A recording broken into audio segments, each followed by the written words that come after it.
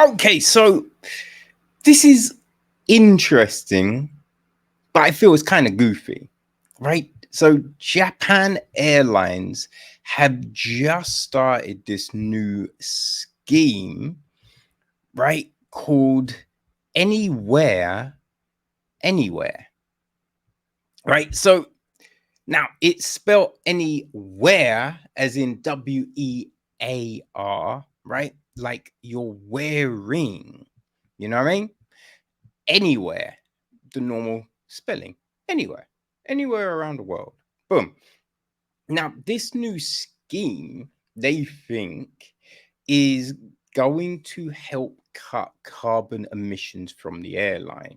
Now, you're thinking, what the fuck is this? Well, what it is, people, they're trying to, reduce carbon emissions by having people take less luggage or no luggage on flights. Now, this is only on trips to Japan at this moment in time.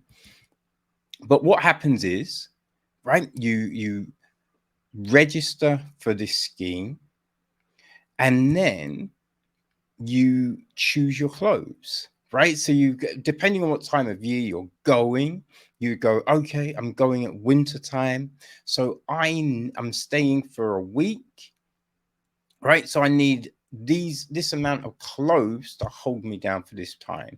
While I'm there, I'm going to be doing some casual things, but also going to some nice restaurants. I want some nice fancy motherfucking clothes too, right? And you make your selections.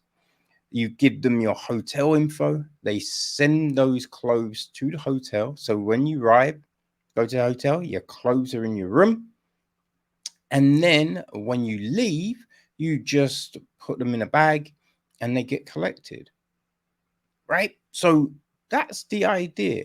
And you think, okay, right, I can see how that could make some sort of sense. Right, so I think this scheme started in July and it's running till August 2024. So yeah, so they're saying that about 22 pounds, which is 10 kilograms saved in luggage equals about 16.5 pounds, 7.5 kilograms saved in emissions, right? And they're saying that's the equivalent of running a hair dryer 10 minutes a day for 78 days. So I get that logic. Where this then gets a little bit squirrely for me is, okay, so let's say 100 people on a plane. I know there's potentially a lot more, right? But you've got, let's say 4 trips a day. All of those people do this scheme. Yes, you're going to save money because they've not taken suitcases on the plane with them.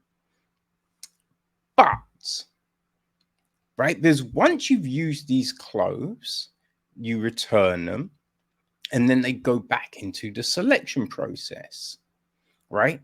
But that means these clothes need to be washed. So, although you're saying there's less clothes on a plane, but now there's more clothes being washed, which then means more electricity.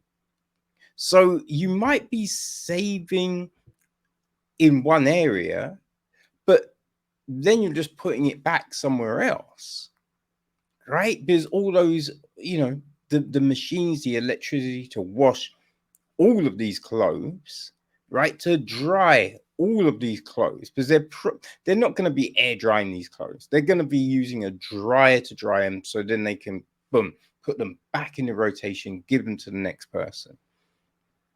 There's the transport of those clothes from the hotel to the place or where, you know what I mean? So you have to look at this, I mean, not just on the flight aspect of things, right? You have to look at all these other areas where fuel and electricity are utilized. So it doesn't, I don't really think it makes sense, right? I don't think it makes any sense. Now you could say, I was going to say, right, you can help people reduce the amount of things they bring by having a service where you can, do washing at a hotel. Now, if there was a thing, because right now, this is something that at the end of the day, you place your clothes in a thing and they can be washed. Now, that's not just you using one machine. Like there's there'd be industrial sized machines. So that's putting all of these clothes in one machine. That kind of makes a bit more sense, right? Because all the clothes are just going in the machine, they get sorted out. I mean, it does then mean things need to be but you put clothes in a bag and the bag just goes in the machine. That would be a way. You know what I mean? Because I know you can get those things. So I think there's other things that could be done, but I don't necessarily think that this is going to do that much. I don't know. When you just factor in all that other stuff. And also, you're going to have to still bring bags because, right, you might go, okay, I can get a jacket on this scheme. I could get, a shirt and t-shirt. I ain't getting underwear, right? Like, you're not going to wear secondhand. Because that to me feels weird. That feels freaking weird, right? Using someone else's boxer shorts. Now, they might have been cleaned, but I'm still like, how clean have you, what I mean? Have you done these? Like, what state did they go in that machine? Because some people are just nasty as fuck. So I'm just like, yo, I ain't wearing someone else's fucking boxes and all of that shit. So yeah, I'm still bringing stuff with me, right? That's the thing. That's the thing I kind of figure, right? So yeah, I don't know if this actually works. I don't think it does. I don't know, people. Would you use this?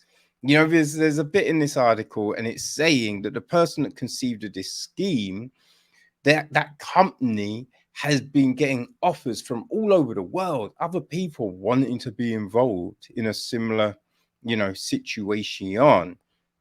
So if this was rolled out on every trip, would you be looking to do it? Are you happy to wear other people's clothes? Right? Do you think it's going to cut carbon emissions?